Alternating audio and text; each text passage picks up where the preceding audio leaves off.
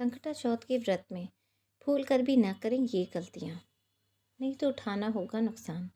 संकटा चौथ पर पढ़ें ये व्रत कथा। नमस्कार दोस्तों, श्री गणेशाय नमः, श्री हनुमते नमः। आपका अपने वास्तु मंत्र 467 यूट्यूब चैनल पर स्वागत है। दोस्तों, माघ माह के कृष्ण पक्ष चतुर्थी तिथि 17 जनवरी को सुबह 4:06 से शुरू होगी, जो 18 जनवरी को सुबह 5:30 पर खत्म होगी।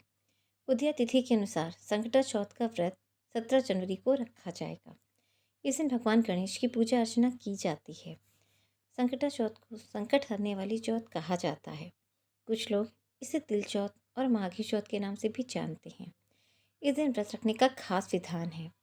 कहा जाता है कि संकटा चौथ के दिन उपवास करने से घर में सुख समृद्धि आती है। संकटा चौथ पर खास पकवान बनाए जाते हैं।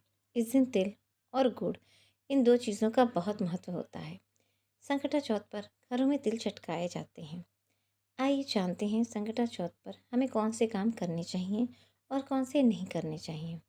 नंबर 1, सुबह जल्दी उठकर नहाएं और साफ कपड़े पहनें।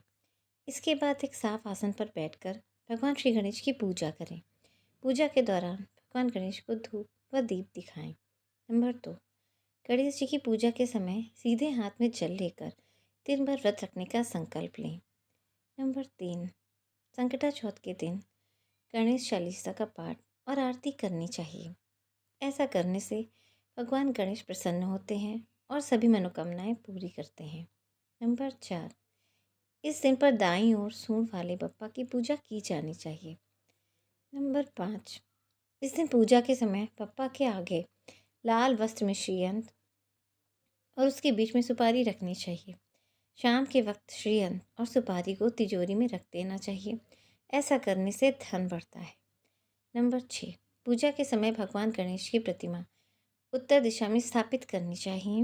11 हरी पत्तियाँ और दूर्वा भगवान को चढ़ाना चाहिए। नंबर 7, इसके बाद ओम नमो भगवते गजाननाय मंत्र का जाप करना चाहिए। नंबर 8, इस दिन भगवान गणपति को तिल के लड्डू, गुड़, केला और मोदक आदि का भोग लगाना चाहिए। नंबर 9, दिन भर अन्न नहीं खाएं और फलाहार ही करें। नंबर 10, संकट चौथ के व्रत के समय मिट्टी से बने गौरी गणेश की पूजा करने का विधान है। नंबर 11, धार्मिक मान्यताओं के अनुसार भगवान शिव का कहना है कि इस दिन जो लोग गणपति के संकट मोचन के रूप की पूजा करेंगे, उनके सब संकट दूर होंगे। नंबर 12, संकटा चौथ पर तिल को भूनकर गुड़ के साथ मिलाकर तिलकुटा अर्थात तिलकुट का पहाड़ बनाया जाता है। कई जगह तिल के लड्डू बनाकर प्रसाद के तौर पर चढ़ाए जाते हैं। नंबर 13, संकटा चौथ में शाम के समय पूजा की जाती है, फिर चंद्रमा को अर्घ्य दिया जाता है। बिना अर्घ्य दिए ये व्रत पूर्ण नहीं माना जाता।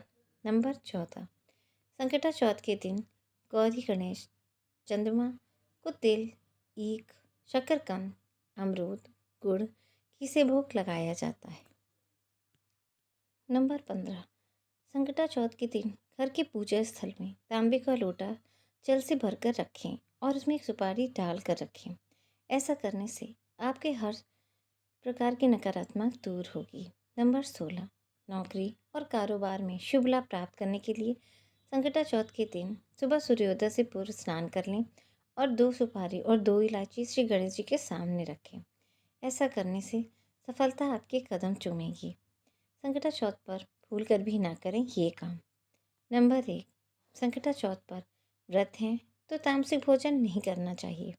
लहसुन और प्याज के सेवन से भी बचना चाहिए। नंबर 2, चूहे को भगवान गणेश का वाहन माना जाता है। इस दिन चूहे को किसी भी प्रकार की प्रताड़ना नहीं देनी चाहिए। ऐसा करने से भगवान गणेश नाराज होते हैं। नंबर 3, इस दिन मांस मदिरा का सेवन नहीं करना चाहिए, न ही झूठ बोलना चाहिए। नंबर 4, इस दिन ब्रह्मचर्य का पालन अवश्य करना चाहिए। नंबर 5, इस दिन काले रंग के वस्त्र पहनने से बचना चाहिए। इस रंग को अशुभ माना जाता है। नंबर 6, व्रती महिलाओं को इस बात का ध्यान रखना है कि चंद्रमा को अर्घ्य देते समय जल के छींटे पैरों पर ना पड़े। जल के छींटे पैरों पर गिरना शुभ माना जाता है। नंबर 7, संकटा चौथ व्रत के दिन भगवान गणेश की पूजा करते समय केतकी के फूल और तुलसी का उपयोग भूल कर भी ना करें।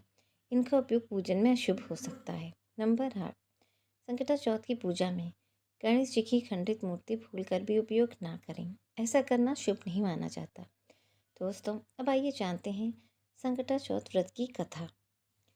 एक बार भगवान गणेश जी बाल रूप में चुटकी भर चावल और एक चम्मच दूध लेकर पृथ्वी लोक के भ्रमण पर निकले। वे सबसे यह कहते घूम रहे थे, कोई मेरी खीर बना दे, कोई मेरी खीर बना दे।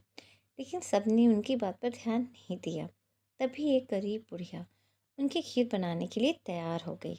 इस पर गणेश जी ने घर का सबसे बड़ा बर्तन चूल्हे पर चढ़ाने को कहा। बुढ़िया ने बाल लीला समझते हुए घर का सबसे बड़ा भगोना उस पर चढ़ा दिया। गणेश जी के दिए चावल और दूध भगोने में डालते ही भगोना भर गया। इस बीच गणेश जी वहाँ से चले गए और बोले, अम्मा, जब खीर बन जाए तो बुला लेना। पीछे से बुढ़िया के बेटे की बहू ने एक कटोरी खीर चुरा कर खा ली और एक कटोरी खीर छिपाकर अपने पास रख ली। अब जब खीर तैयार हो गई तो बुढ़िया माई ने आवाज़ लगाई, आजा रे गणेशा, खीर खा ले। तभी गणेश जी वहाँ पहुँच गए और बोले कि मैंने तो खीर पहले ही खा ली। तब बुढ़िया ने पूछा कि कब खाई? तो वे बोले कि जब तेरी बहू ने खाई तभी मेरा पेट भर गया। बुढ़िया ने इस पर माफ़ी मांगी। इसके बाद जब बुढ़िया ने बाकी बची खीर का क्या करें इस बारे में पूछा तो गणेश जी ने उसे नगर में बांटने को कहा और जो बची उसे अपने घर की जमीन गड्ढे करके दबा दें। अगले दिन जब बुढ़िया उठी तो उसे अपनी झोपड़ी महल में बदली हुई और खीर के बर्तन सोने जवाहरातों से भरे मिले। गणेश जी की कृपा से बुढ़िया का घर धन दौलत से भर गया। हे गणेश जी भगवान, जैसे बुढ़िया को सुखी किया वैसे सबको खुश रखें। अब आइए जानते हैं संकटा चौथ व्रत की दूसरी कथा। किसी नगर में एक कुम्हार रहता था। एक बार जब उसने बर्तन बनाकर आंवा लगाया तो आंवा नहीं पका। हार कर वह राजा के पास जाकर प्रार्थना करने लगा कि आंवा पक ही नहीं रहा है। राजा ने पंडित को बुलाकर कारण पूछा तो राज पंडित ने कहा कि हर बार आंवा लगाते समय बच्चे की बलि देने से आंवा पक जाएगा। राजा का आदेश हो गया। बलि आरंभ हुई। जिस परिवार की भारी होती वह परिवार अपने बच्चों में से एक बच्चा बलि के लिए भेज देता। इसी तरह कुछ दिनों बाद संकटा चौथ के दिन एक बुढ़िया के लड़के की बारी आई। बुढ़िया के लिए वही जीवन का सहारा था, लेकिन राजा की आज्ञा के आगे किसी की नहीं चलती। दुखी बुढ़िया सोच रही थी कि मेरा तो एक ही बेटा है, वह भी संकटा के दिन मुझसे दूर हो जाएगा। बुढ़िया दुखी सोच रही थी कि मेरा तो एक ही बेटा है, वह भी संकट के दिन मुझसे जुदा हो जाएगा। बुढ़िया ने लड़के को संकट की सुपारी और धूप का बीड़ा देकर कहा, भगवान का नाम लेकर आवा में बैठ जाना, संकट माता रक्षा करेंगी। बालक को आवा में बैठा दिया गया और बुढ़िया संकट माता के सामने बैठकर पूजा करने लगी। पहले तो आवा पकने में कई दिन लग जाते थे, पर इस बार संकट माता की कृपा से एक ही रात में आवा पक गया था। सवेरे कुम्हार ने देखा तो हैरान रह गया। आवा पक गया था, बुढ़िया का बेटा भी सुरक्षित था और अन्य बालक भी जीवित हो गए थे। नगरवासियों ने संकट की महिमा स्वीकार की तथा लड़के को भी धन्य माना। तब से आज तक संकट की विधि विधान से पूजा की जाती है। दोस्तों, हमारी आज की वीडियो आपको कैसी लगी कमेंट में ज़रूर बताएं। वीडियो आपको अच्छी लगी कमेंट बॉक्स में जय माँ लक्ष्मी लिखना ना भूलें। माता लक्ष्मी हमेशा आप पर अपनी कृपा बनाए रखें। दोस्तों, वीडियो को लाइक, शेयर और चैनल को सब्सक्राइब कर लें ताकि हमारी आने वाली हर नई वीडियो का नोटिफिकेशन आपको मिलता रहे। वीडियो के अंत तक बने रहने के लिए धन्यवाद। Thank you.